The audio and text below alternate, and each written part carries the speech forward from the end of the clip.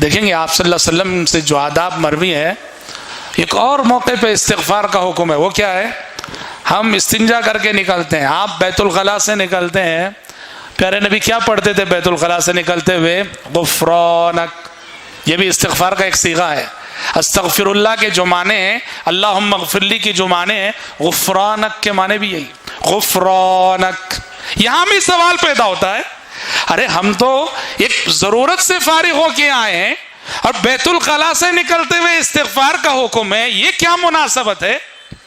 بڑی گہری مناسبت ہے. کیا مناسبت جانتے ہیں؟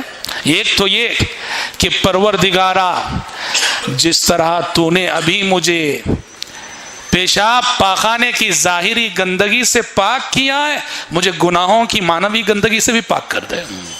غفرانک.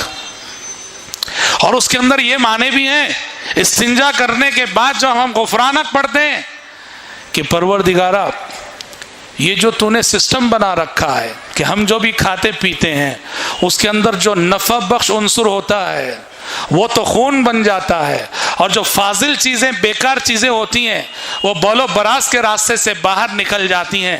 پروردگارا، یہ تیرا کتنا بڑا انعام ہے، کتنی بڑی نعمت ہے. اگر کسی کو 24 گھنٹے پیشاب نہ ہو، ہاں، اللہ اللہ اللہ نہ کرے کہ کسی کے ساتھ ایسا ہو. اور جن کے ساتھ ایسا ہوتا ہے، کسی ایسے مریض کو اگر آپ نے دیکھا ہو جس کا پیشاب رک گیا ہو، دیکھو کہ پیٹ پھول کے کیسے تڑپتا ہے. وہ ڈاکٹر زبردستی پائپ اندر گھسیڑ کے جو نکالتا ہے.